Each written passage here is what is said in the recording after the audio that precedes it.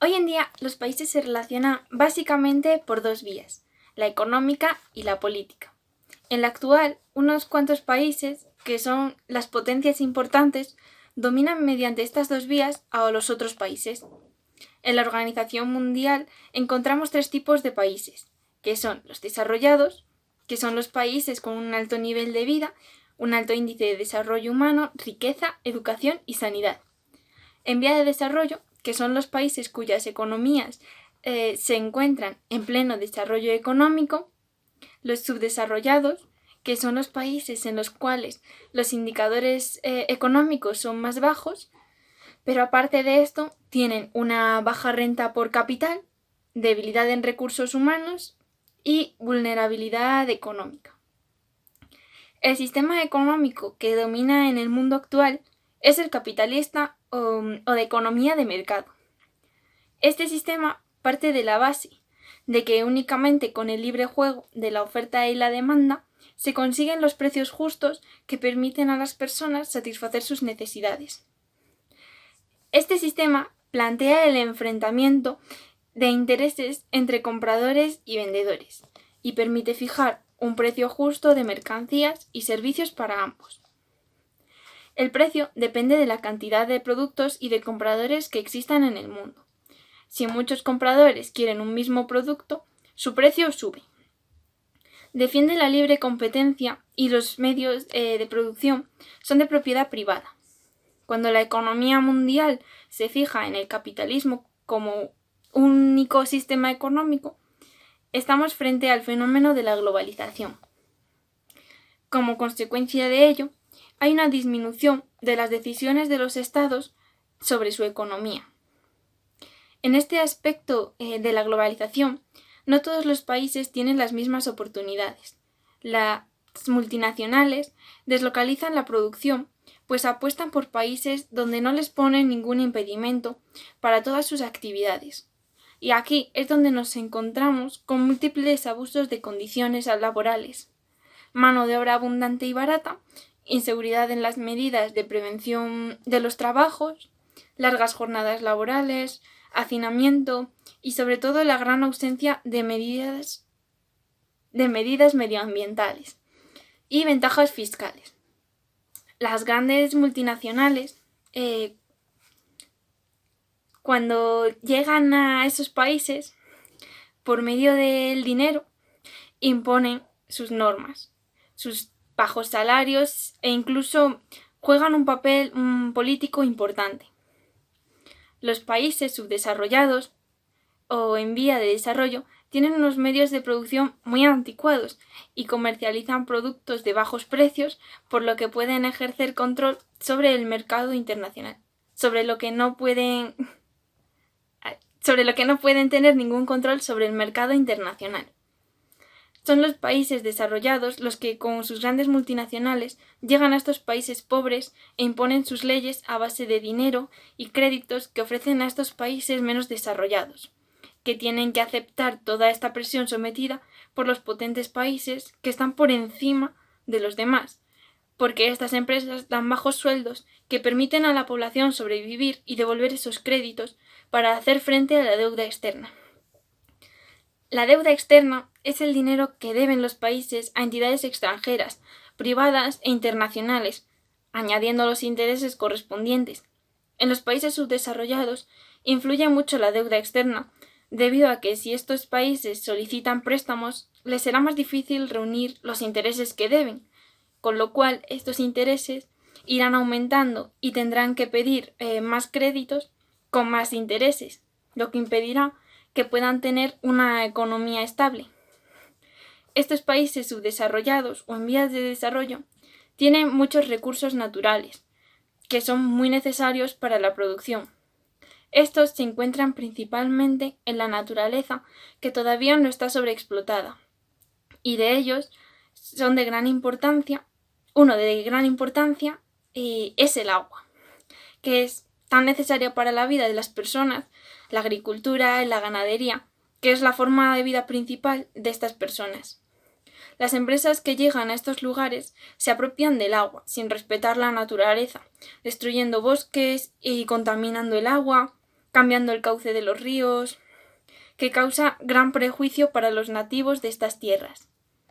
Para analizar el impacto del agua que utilizamos en nuestro estilo de vida, se creó la huella hídrica, que fue creada en 2002 por Arjen Dijkstra. La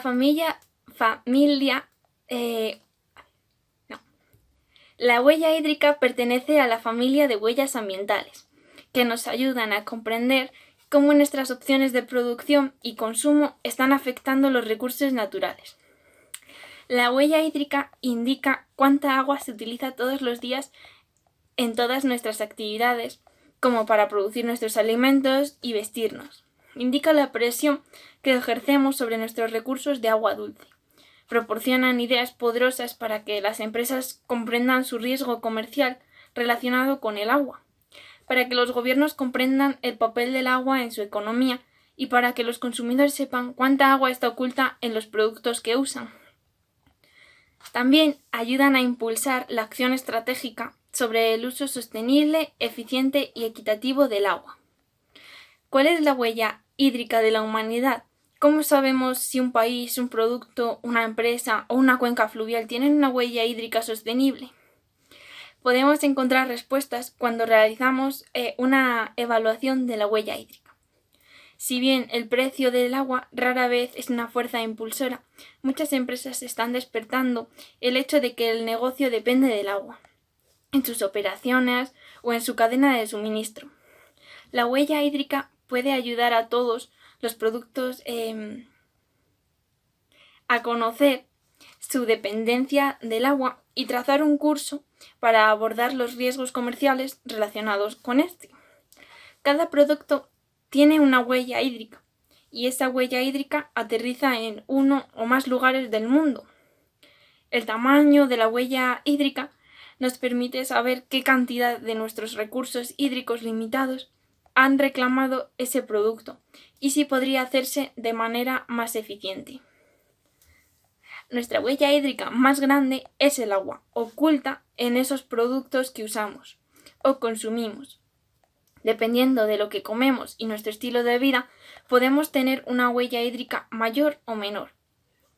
La huella hídrica está en todo el mundo, uniéndonos a ríos, acuíferos, comunidades, plantas, animales que están lejos de nuestros hogares.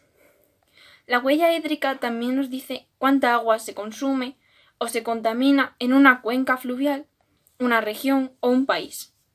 Como los bienes se comercializan entre países, importados y exportados, la huella hídrica sigue en forma de agua virtual.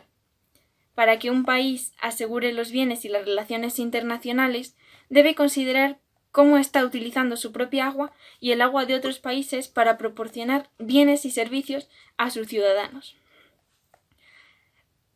Para evitar todo esto, todos estos abusos, contaminación medioambiental, explotación de recursos naturales, tenemos que apostar por un consumo responsable y las energías renovables. El consumo responsable es en el cual las personas tienen claras sus necesidades y consumen, compran o utilizan solo lo necesario, siendo responsables y teniendo en cuenta sus prioridades. Esta clase de consumidores responsables ayudan a la reducción de contaminación en los diversos países y en la conservación del medio ambiente. Por eso, todos deberíamos ser responsables con lo que consumimos y así todos colaborar para ayudar al planeta, que no le pertenece a una sola persona, nos pertenece a todas las que vivimos en él. Nuestro sistema económico favorece un consumo excesivo. La publicidad nos empuja a adquirir productos que quizás no necesitemos. Nos hemos acostumbrado a comprar, usar y tirar. Vivimos en un mundo en el que todo se compra y se vende. Las vidas humanas, los recursos naturales, el agua, el aire.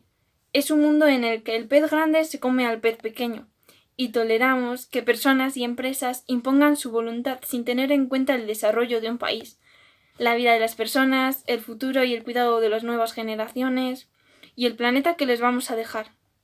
Tenemos que entender que la vida es un ciclo y todo lo que demos a la naturaleza nos lo va a devolver a nosotros. tenemos que empezar por tener un consumo responsable, dejando atrás el consumismo desenfrenado que lleva a agotar los recursos naturales y contaminar el planeta.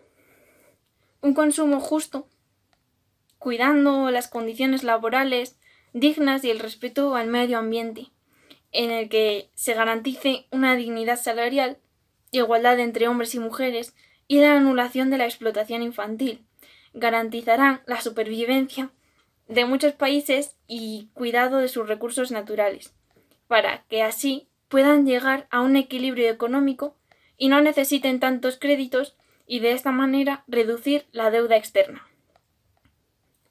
Las personas son el principal recurso de un país y después hay que producir teniendo en cuenta el cuidado de los recursos naturales, sobre todo del agua, que es tan necesaria para los pueblos nativos como para las empresas que ponen sus fábricas allí. Todas las empresas que se implantan en un país se le debe exigir el cuidado de las personas y de los recursos naturales, y para eso debemos optar por las energías renovables, para poder conservar la flora y la fauna de cada lugar, de cada pueblo.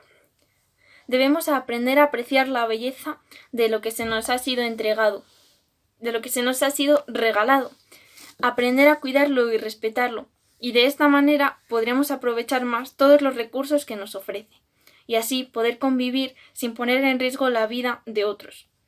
Por eso todos debemos colaborar y tratar de dejar el mundo en mejores condiciones de las que tenía cuando llegamos a él.